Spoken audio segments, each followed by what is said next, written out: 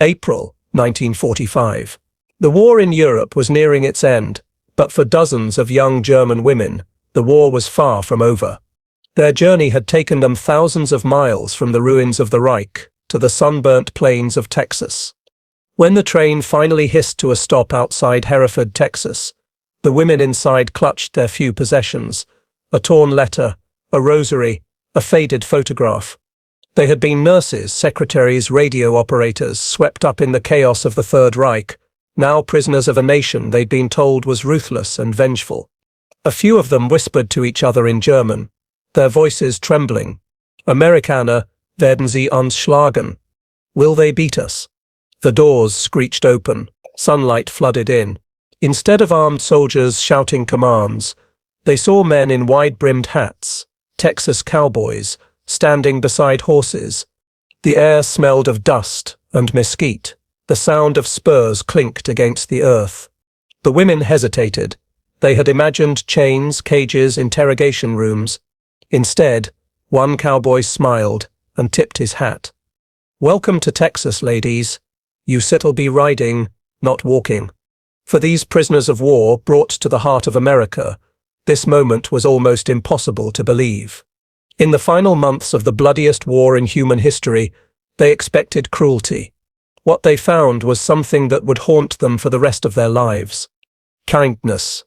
But behind this shocking welcome was a story the world has largely forgotten, of a Texas camp where humanity crossed enemy lines, and where women once seen as the enemy began to question everything they believed about war, duty, and forgiveness. How did German women end up on horseback in Texas? And what did that strange act of compassion mean for them, for America, and for a world struggling to rebuild its soul? This is the story of the German women POWs in Texas, and the day the Cowboys chose mercy over vengeance. By 1943, America's vast industrial machine wasn't just supplying its own troops, it was holding hundreds of thousands of Axis prisoners of war. Over 400,000 Germans were shipped to the United States, scattered across more than 500 POW camps stretching from California to Maine. Among them were not just soldiers but civilians, translators, nurses, clerks, caught in the machinery of war. The Geneva Convention of 1929 required humane treatment for prisoners, and unlike the camps of Europe, American facilities largely followed those rules.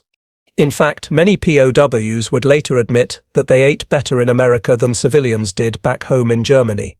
But there was one place that stood out, a stretch of the Texas Panhandle where the wind never stopped blowing, and kindness seemed to grow out of the dust. Camp Hereford near Amarillo became one of the largest POW camps in the United States. Originally built for Italian soldiers, it would later house German prisoners, and eventually a small but extraordinary group, German women captured during the final collapse of the Reich. Their journey began not in battlefields, but in surrender.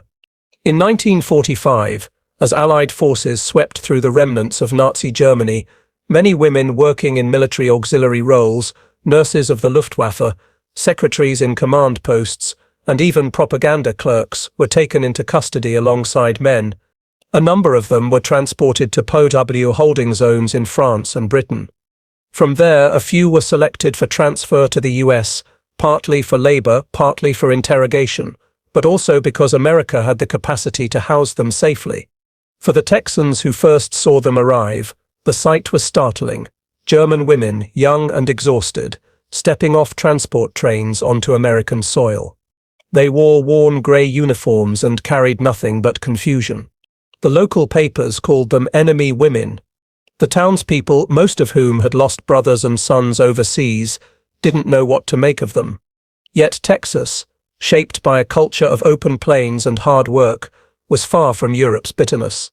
To ranchers and guards, these prisoners weren't faceless enemies.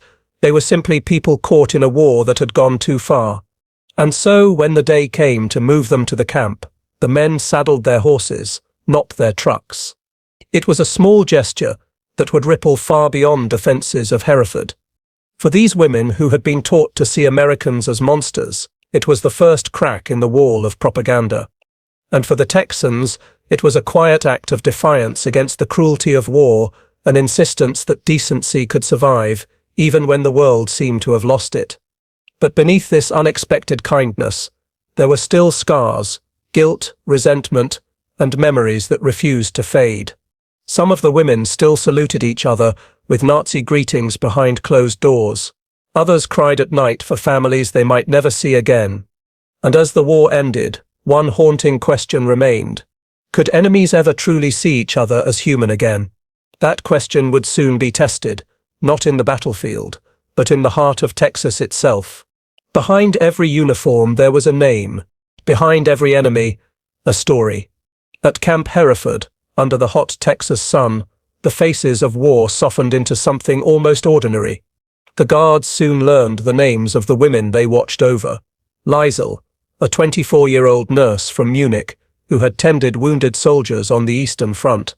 Greta, a typist who'd worked in Berlin's propaganda office but secretly despised the regime, and Anneliese, the youngest, barely 19, who had lost both her brothers in the Wehrmacht and had volunteered out of desperation, not conviction.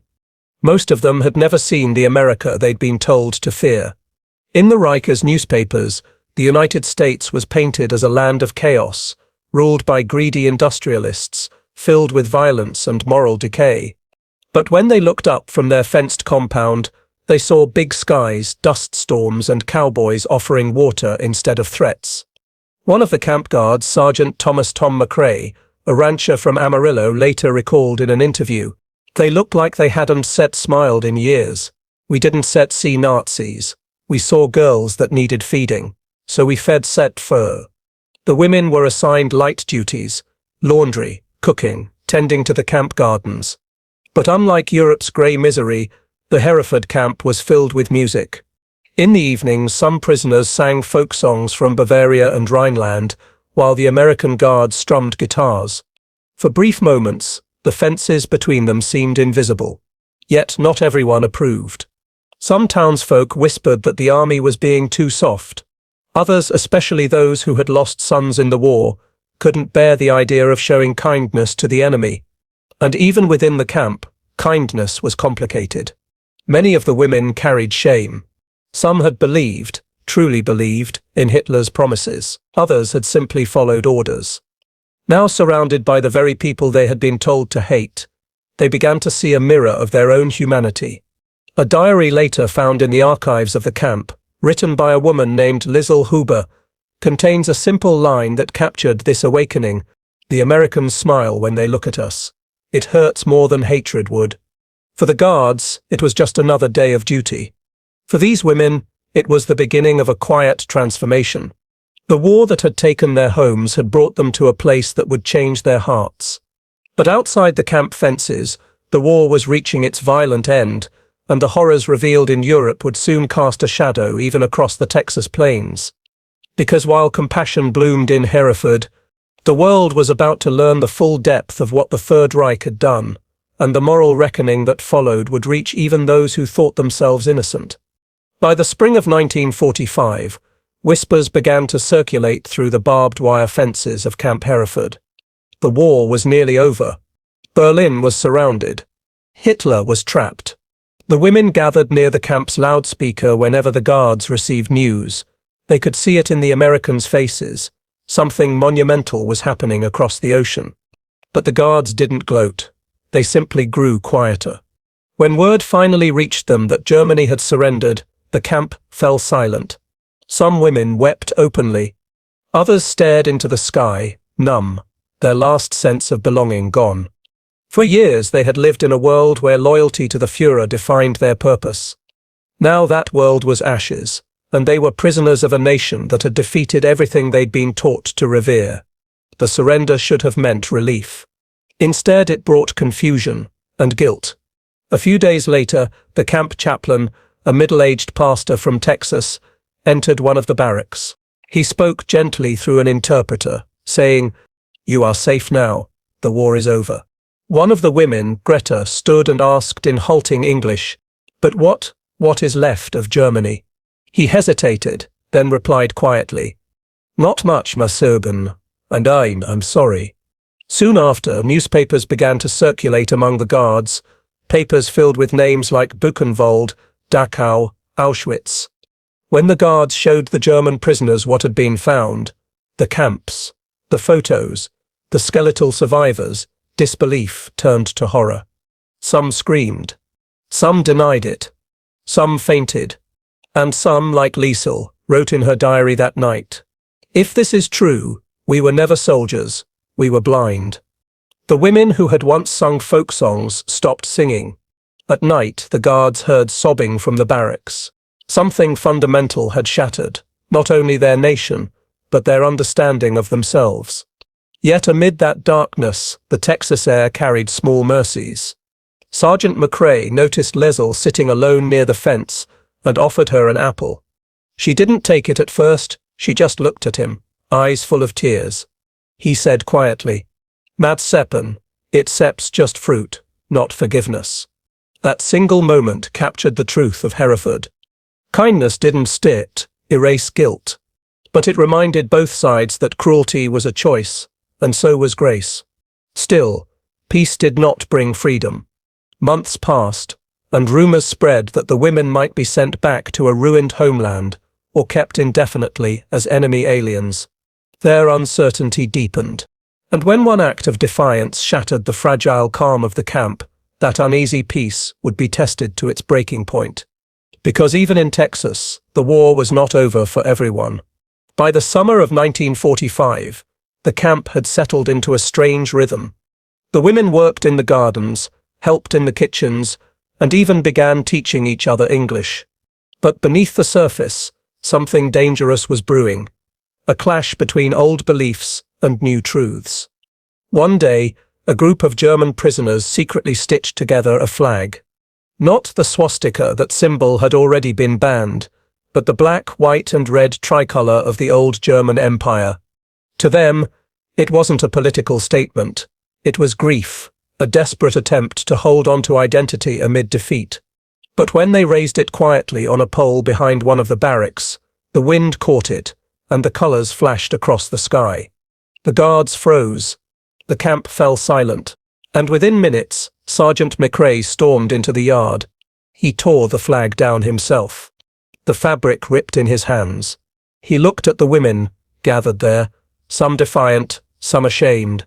"You can raise that here," he said quietly, "not after what it stood for." One of the older women shouted back in German, her voice breaking, "Then what are we now? Nothing." That night, the camp was tense. Some of the younger prisoners whispered that they should rebel, refuse to work, stage a protest. Others, like Liesel and Greta, pleaded for calm. They had seen what defiance had done to their country. They wanted peace. The next morning, McCrae walked into the women's barracks with a different idea. He carried a wooden box, inside it, a sewing kit and scraps of fabric in red, white and blue. He placed it on a table and said, "If you say going to raise a flag, raise this one, sew it yourselves. You still know what it means when you say done." The women stared at him in silence. Some refused, others, curious, picked up the cloth.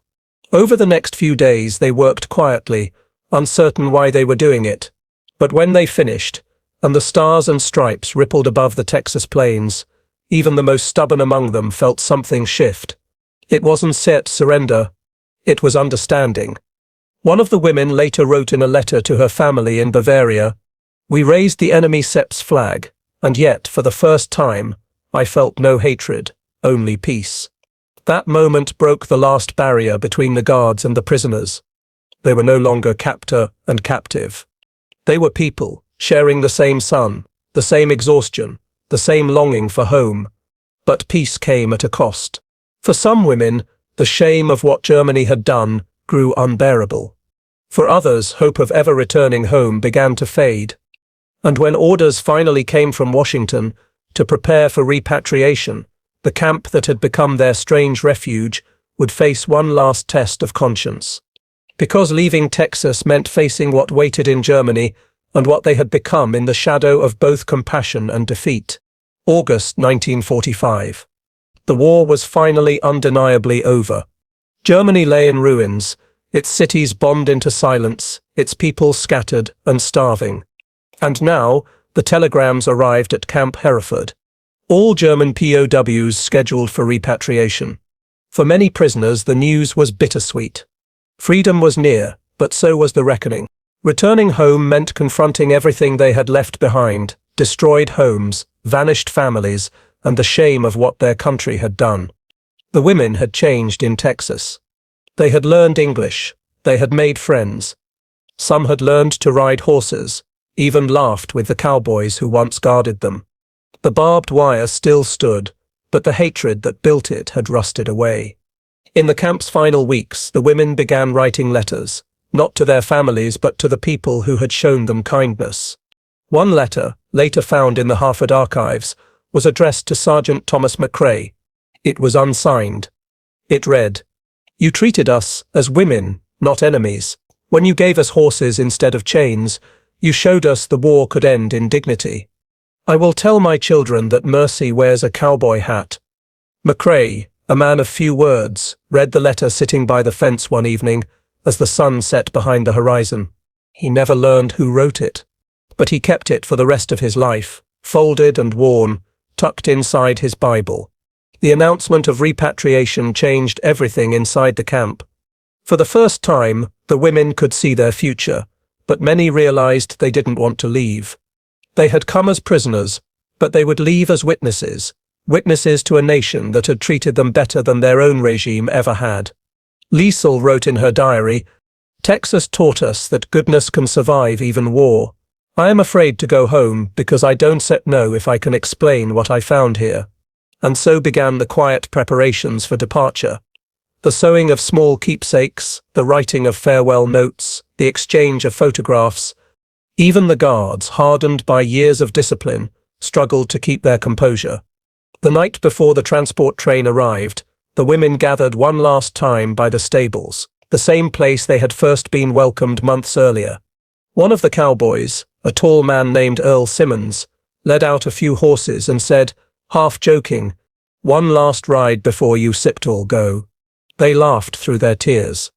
And under the fading Texas sunset, the German women rode again, free, for just a few moments, across the open plains. The next morning, the trains came. The guards saluted the prisoners as they boarded, not as enemies but as travelers heading home from a war that had taken too much from everyone. One by one, the women waved goodbye. A few pressed their hands against the glass as the train pulled away, their reflections fading in the dust. The barbed wire fences of Camp Hereford stood empty that evening. Only the horses remained, grazing where mercy had once been a rebellion. But for those who witnessed it, that quiet Texas miracle would never be forgotten. Because sometimes the greatest victories in war are not won by armies, but by the courage to be kind. September 1945. The war was over, but for the German women of Camp Hereford, the journey was only beginning. Their transport ships left from New York Harbor, carrying hundreds of former POWs across the Atlantic. For weeks, they sailed through silence and reflection. The ocean stretched endlessly, a mirror of what they felt inside. Some spent their days writing in diaries. Others stared into the grey horizon, wondering if anyone still lived to meet them at home. In the evenings, they gathered on deck, women who had once worn the Eagle and Iron Cross, now wearing donated American wool coats. They spoke quietly about Texas, the horses, the open skies, the men who called them Mazepam. It became a legend among them, a strange, golden memory from a world of war. Liesl wrote one final entry in her journal. They said America would make us feel our defeat. Instead, it made us feel human again. When they finally arrived at Bremerhaven, the sight broke their hearts. Germany was unrecognizable. The port was rubble. Children scavenged for food among burned-out ships. The air smelled of smoke and salt and loss. The women stepped onto land that no longer felt like home. Each was processed by Allied officials and given ration cards. Some were sent to their surviving relatives. Others wandered through cities flattened by bombers. Those who once had status, nurses, clerks, even secretaries, were now nothing more than displaced souls in a defeated nation. Yet they carried something no one else did, the memory of a different kind of victory. In a world of vengeance and bitterness, they had seen mercy, and they began to share it. Many of the Hereford women dedicated their lives to service after returning. Liesel became a Red Cross nurse in Hamburg. Greta helped translate for Allied reconstruction officers, believing understanding was the only way forward. A few years later, even returned to America, as immigrants, drawn by the memory of the kindness they'd found in Texas. But their reintegration was not easy. Neighbors accused them of betrayal. You were fed by the enemy, some spat. They kept their memories quiet, their Texas stories whispered only among friends. In the ruins of their homeland, compassion sounded almost like treason. Still in private, they clung to the lesson that had saved them, that humanity can survive even in captivity. Liesel Sepp's diary ends with these words. War tried to teach us how to hate. Texas taught us how to forgive. Their return was not a triumph, it was a reckoning. But from the ashes of a broken nation, they carried the seed of something stronger than defeat. They had seen a glimpse of a better world, one built not by soldiers, but by simple, stubborn decency. And while Germany struggled to rebuild, in Texas, the men who had guarded them sometimes looked west at the sunset, wondering what had become of the women who once rode free across their plains. It was the spring of 1955, 10 years after the last German women left Camp Hereford. The world had moved on. Germany was rebuilding, the scars of war still visible but slowly healing. But for one woman, Liesel Huber, the story of Texas had never left her. She had returned not as a prisoner, but as a visitor, drawn by memory, gratitude, and the desire to confront the past. In her hands, she carried letters, photographs, and a faded diary. And in her heart, the fear that perhaps what she remembered had been a dream. She found the familiar stables, the open plains, the tall oaks where she had once ridden in confusion and wonder. And there, leaning against a fence, was a man she had never forgotten, Sergeant Thomas McCrae. Their eyes met, and in that moment, decades melted. No words were needed, the silence carried 10 years of unspoken understanding, guilt, and memory. McCrae read the letter again, though he had memorized every line years ago. And for the first time he spoke, "You reminded us what this war was supposed to be about, protecting, not hating. You reminded me why I wore this hat, why I rode those horses. We did what we could." In that moment, Liesel understood something fundamental. The war had ended, yes, but the real victory had been moral, not military. It was in the small acts of decency, the choices to treat people as humans even when the world demanded otherwise. For years, she had wondered if anyone remembered the faces behind the fences. Now, she saw that memory could bridge oceans and decades. The Cowboys, the Guards, the friendships forged under a scorching Texas sun, they had all survived in the quiet spaces of the heart. And the women who had left Hereford so uncertain, so burdened by guilt, realized that their journey had not ended with a train ride to Germany. It continued in memory, in reconciliation, in the courage to forgive and to be forgiven. The camp was empty. The fences were still. The barbed wire had rusted. But the echoes of mercy, courage, and humanity remained, carried by the wind across the Texas plains, and by the hearts of those who had lived it. Sometimes the greatest battles are not fought on fields of blood, but in the hearts of those who choose compassion over cruelty. And sometimes a horse, not a chain, is enough to change everything. After the German women left Texas, life returned to the plains of Hereford. The barbed wire fences stood empty, the stables silent, and the cowboys returned to their daily routines. But the echoes of what had transpired lingered, not in newspapers, not in headlines, but in memory. For the women, returning to post-war Germany was a complicated homecoming. The cities they remembered were reduced to rubble, families were scattered, some gone forever. Yet, those who had known the humanity of Texas carried it with them. They shared their experiences quietly with neighbors, with children, and later in memoirs and interviews. It became a quiet legacy, a story of compassion in the midst of destruction. Many of the Hereford prisoners became lifelong advocates for reconciliation. They traveled, wrote letters, and maintained correspondence with some of the American guards who had touched their lives. Even decades later, the memory of riding horses under the Texas sun, rather than being marched in chains, remained vivid. For the Americans who had guarded them, the lessons were just as enduring. Sergeant McCrae often spoke to young soldiers about the women from Hereford, not as enemies but as human beings who deserved respect and dignity. To him, the story was simple. War could demand cruelty, but it need not erase decency. Historians later noted that the Hereford experience was unique. Across thousands of POW camps in America, kindness was rare, but in Texas, it flourished. It showed that even during the darkest chapters of human history, empathy could survive. That, sometimes, a simple act, offering a horse instead of a chain, could change a life, and even a nation's moral compass. The women of Hereford returned to a shattered Germany, but they carried hope born on the open plains of Texas. They became witnesses to mercy, educators of compassion, and living proof that even enemies could be shown humanity. And though the war left scars no one could erase, the choices made in those dusty Texan fields echoed far beyond the fences, in lives rebuilt, families restored, and hearts transformed. Because history is not just the story of battles won or lost, it is also the story of courage, empathy, and the moments when humanity refuses to surrender. The story of the German women POWs in Texas is not one of battles or medals.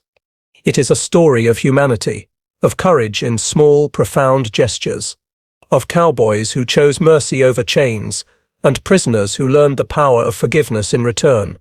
Decades later, historians, educators, and descendants remember Camp Hereford not for its fences or guards, but for its choices. It reminds us that even in the shadow of war, compassion can thrive. That even those we are taught to hate are still human beings, capable of fear, hope, grief, and love. The women who returned to Germany carried a moral compass forged on the Texan prairie. They became witnesses, teaching future generations that empathy, even amid conflict, is not weakness. And the Americans who showed them kindness carried those lessons into families, communities, and beyond. In a world often divided by conflict, the story of horses instead of chains teaches us something timeless. That courage is not only found on battlefields. It is found in the choices to act with humanity, even when no one is watching. So, when we look back at history, let us remember the quiet victories. The moments when people chose empathy over cruelty, understanding over vengeance. Because those echoes of mercy, across deserts, oceans, and decades, are what truly endure. If this story moved you, like, comment, and subscribe for more echoes of WWII. Because history isn't just about the battles we fight, it's about the humanity we carry forward.